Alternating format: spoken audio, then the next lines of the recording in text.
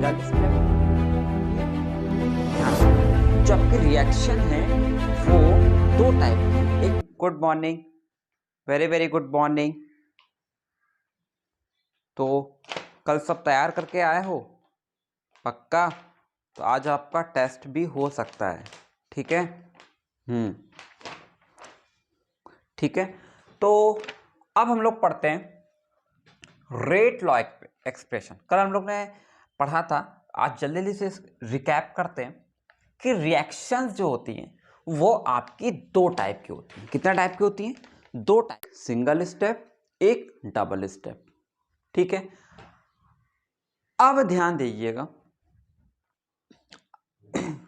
जो single step का reactant A plus B, ये किस पर डिपेंड करता है? स्टाइक्योमेट्रिक कोफिशिएंट पर। किस पर डिपेंड करता है? स्टाइक्योमेट्रिक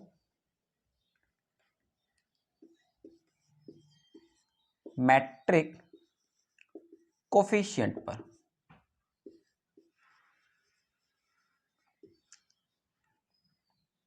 अगर मुझसे स्पेलिंग गलत हो जाए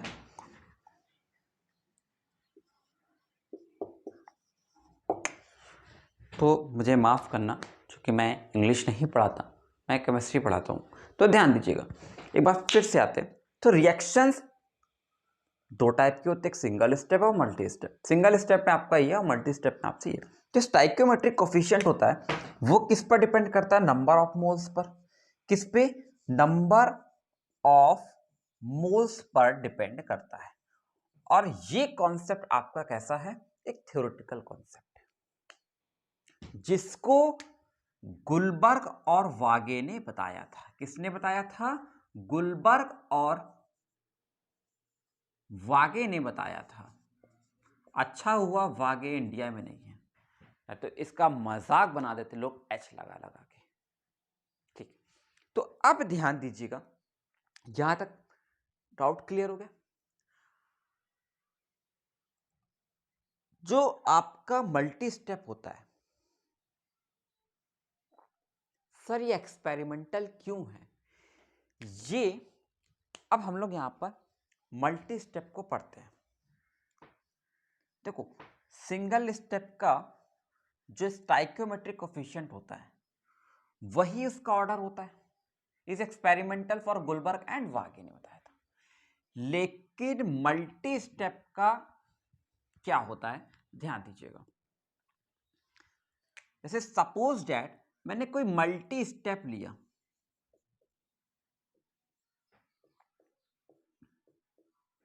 ठीक? मल्टी स्टेप की कोई रिएक्शंस ली, ए प्लस बी बी, और आपका ये है कोई प्रोडक्ट। सर बिल्कुल यहां तक क्लियर हो गया? अब आप ध्यान दीजिएगा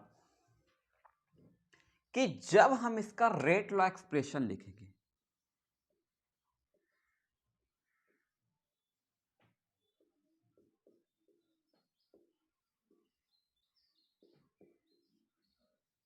तो क्या होगा इसका? R equal to K active mass of A into active mass of B.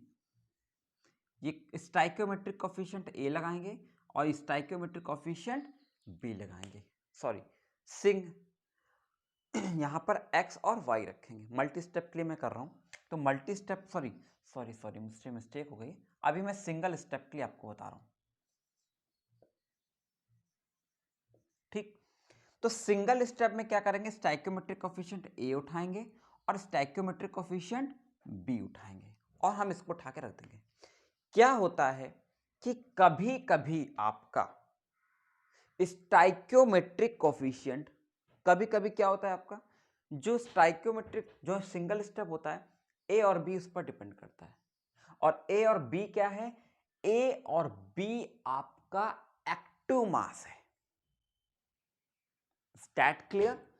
ए और बी क्या है?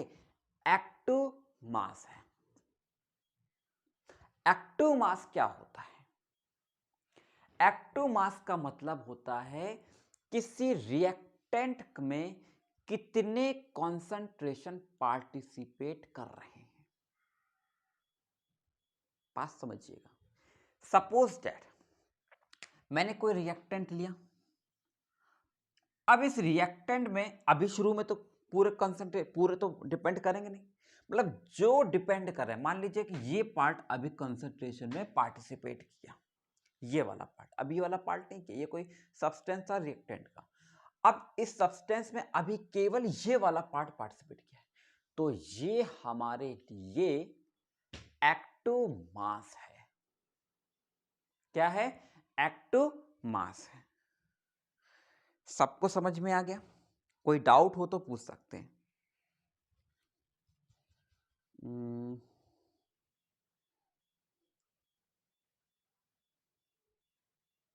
Okay sir, okay okay okay okay sir, एक बार फिर से रिपीट कर दीजिए। ठीक है, मैं एक बार फिर से रिपीट कर रहा हूं, ध्यान से।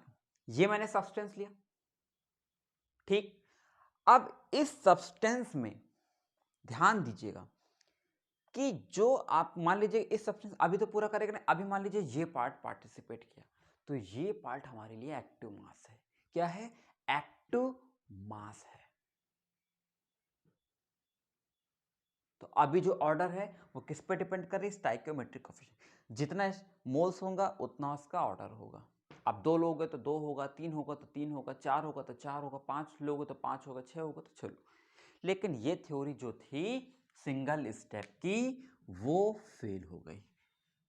कौन से? मल्टी स्टेप मैकेनिज्म के आगे। जो मैंने आपको कल मल्टी स्टेप समझाया था उसके आगे ये थ्योरी फेल हो गई। क्योंकि अब मल्टी स्टेप में क्या होता है? मल्टी स्टेप के लिए मैं लिखता हूं, मल्टी स्टेप में दोनों स्टेप आ जाते हैं, एक सिंगल भी आ जाता है, सिंगल भी पढ़ते हैं और मल्टी भी पढ़ते हैं। अगर मल्टी स्टेप में सिंगल है तो हम सीधा सीधा उठाएंगे ए, हम सीधा सीधा उठाएंगे बी, रख देंगे। मतलब जो आपका मल्टी स्टेप है, जो आपका ऑर्डर, जो मतलब कि मल्टी स्टेप में क्या होता है कि ये एक्स, ए और बी नहीं आता, बल्कि एक्स और वाई रखते हैं, मतलब अलग नंबर से प्रोपोगेट करते हैं, अलग नंबर से शो ऑफ करते हैं। अब आप ध्यान दीजिएगा, कभी कभी क्या होता है कि x a के बराबर हो जाता है, समझ में आया? y b के बराबर हो जाता है, समझ में आया? क्लियर है? पक्का? ध्यान दीजिएगा, कभी कभी क्या होता है कि x a के बराबर होता है और y आपका b के बराबर होता है। कब होगा? जब आपका मैकेनिज्म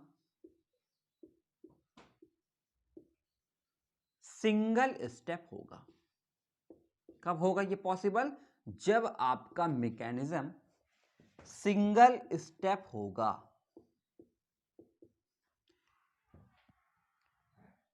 अगर मान लीजिए कि ये x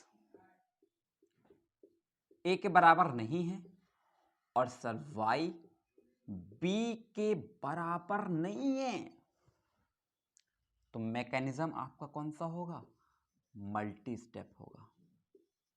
तो सिंगल स्टेप पे तो थ्योरी लगा सकते हो, बट मल्टी स्टेप में थ्योरी नहीं लगती, वहां आपको प्रैक्टिकल करना पड़ता। तो मैकेनिज्म आपका कैसा होगा?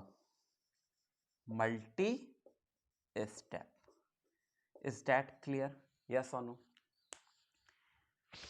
अब मल्टी स्टेप का मैकेनिज्म हमें समझ में आ गया कि x a के बराबर नहीं होगा, y b के बराबर नहीं होगा, तो फिर x और y की वैल्यू क्या होगी ये निकालना पड़ेगा हमको एक्सपेरिमेंटल बेस पे।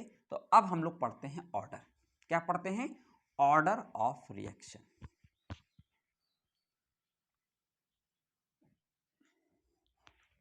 तो फैक्टर अफेक्टिंग का पहला केस हम लोग पढ़ें, कॉन्सेंट्रेशन चल रहा है,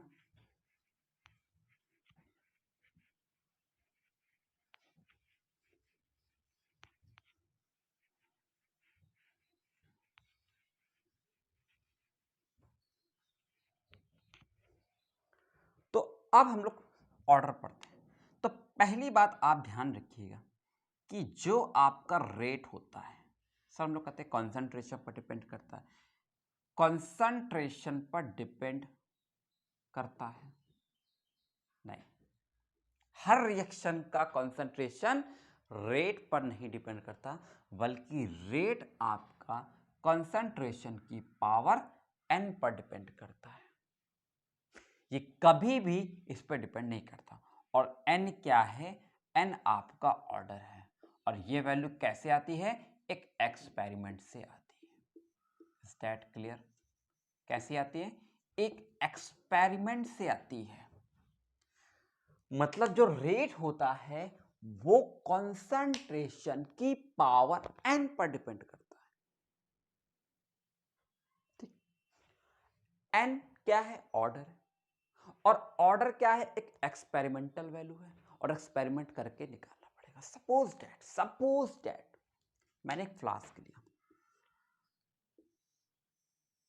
आई होप सबको दिख रहा होगा। शुरू में मैंने कंसंट्रेशन इसका लिया था ए, कितना लिया? ए। अब मैंने इस कंसंट्रेशन को डबल कर दिया। ध्यान से सुनिएगा, शुरू में कितना था? ए। अब मैंने इस कंसंट्रेशन को डबल कर दिया, मतलब मैंने 2A कर दिया। जब मैंने ए लिया था तब इसका रेट कितना था? R।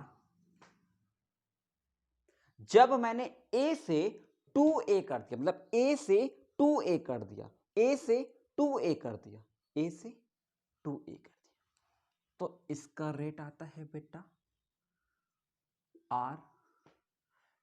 सर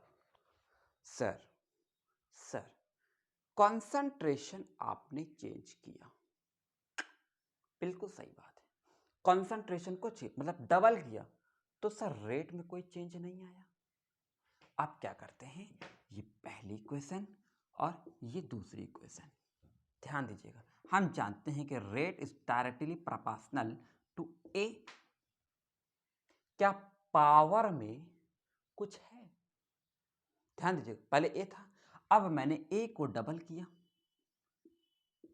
पहले इक्वेशन से, तो रेट भी आर ही है, मतलब ए को डबल किया, पावर में कोई फर्क, आर पे कोई फर्क ही नहीं पड़ा, आर वैसा का वैसे ही है।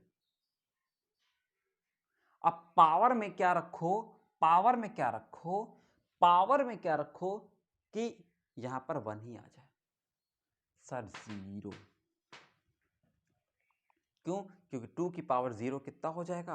1, मतलब ये होगी जीरो ऑर्डर रिएक्शन। कौन सा ऑर्डर होगा? Zero order. मतलब जीरो ऑर्डर रिएक्शन क्या होता है, अब हम लोग इसके बारे में डिटेल में पढ़ेंगे। पहले हम लोग ऑर्डर में सबसे पहले 0, फिर फर्स्ट, फिर सेकंड, फिर थर्ड, ठीक है। तो जीरो ऑर्डर में क्या किया कि सर रेट को चेंज किया, रेट को चेंज किया,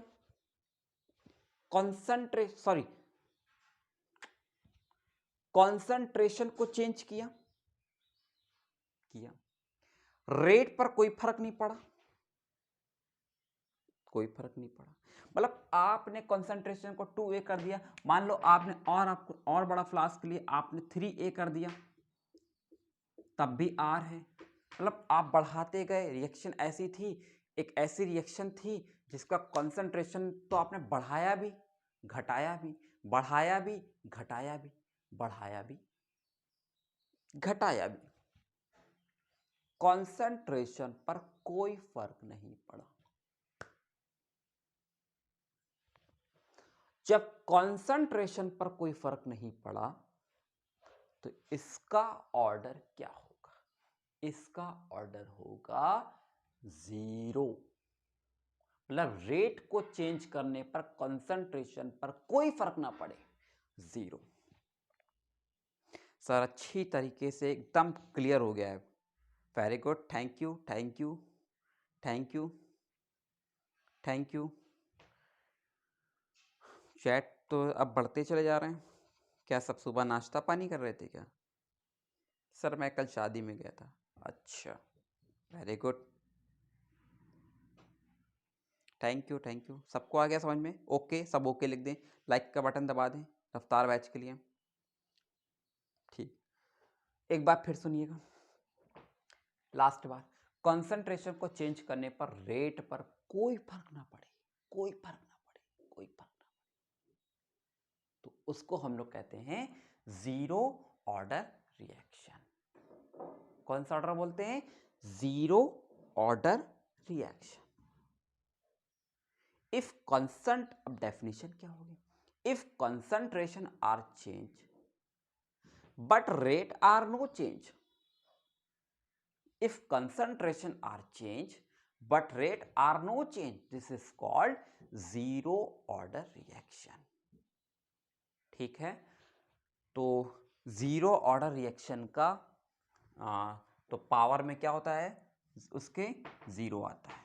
ठीक है, जीरो आता है, ये होता है जीरो ऑर्डर। ठीक है, और ऑर्डर की डेफिनेशन क्या होती है? ठीक है, तो ये होता है आपका जीरो ऑर्डर रिएक्शन। और ये जीरो क्या है? एक्सपेरिमेंटल बेस वैल्यू है, नॉट ए थ्योरेटिकल है। समझ में आ गया? तो ऑर्डर कितने टाइप के होते हैं बेटा? आपके ऑर्डर होते हैं आपके 3 टाइप के। कई बच्चों के डाउट में चल रहा होगा, सर आपने ऑर्डर को सीधा जीरो फर्स्ट सेकंड, बेटा ऑर्डर वही चीज़ है। जीरो मैंने जीरो को समझाना था, फर्स्ट को सेकंड को। तो अभी आपने हम लोग ने क्या पढ़ा? Zero order. फिर हम लोग पढ़ेंगे फर्स्ट ऑर्डर, फिर हम लोग पढ़ेंगे सेकंड ऑर्डर, और फिर हम लोग एक पढ़ेंगे third order. But third order का सिलेबस नहीं दिया हुआ है, लेकिन हम लोग फिर भी इसको करेंगे। तो अगर कभी रिएक्शंस आ जाए तो कैसे? तो जीरो ऑर्डर में अभी हम लोग ने डेफिनेशन पढ़ा। क्या पढ़ा? डेफिनेशन। अब हम लोग पढ़ेंगे इसका डेरिवेशन। क्या पढ़ेंगे? डेरिवेशन। फिर इसका हाफ लाइफ पढ़ेंगे, ग्राफ पढ़ेंगे, और आखिरी में इसके न्यूमेरिकल लगाएंगे। फिर फर्स्ट ऑर्डर में ग्राफ पढ़ेंगे और फिर इसके न्यूमेरिकल लगाएंगे। क्या लगाएंगे? न्यूमेरिकल। एक चीज़ ध्यान रखिए, अब से आपकी नोट्स यूट्यूब के डिस्क्रिप्शन में पीडीएफ में मिल जाएगी। तो जिन बच्चों को डिस्क्रिप्शन में पीडीएफ नहीं मिल पा रही थी या प्रॉब्लम हो रही थी, तो अब उन्हें डिस्क्रिप्शन पर पीडीएफ मिल जाएगा। ठीक है।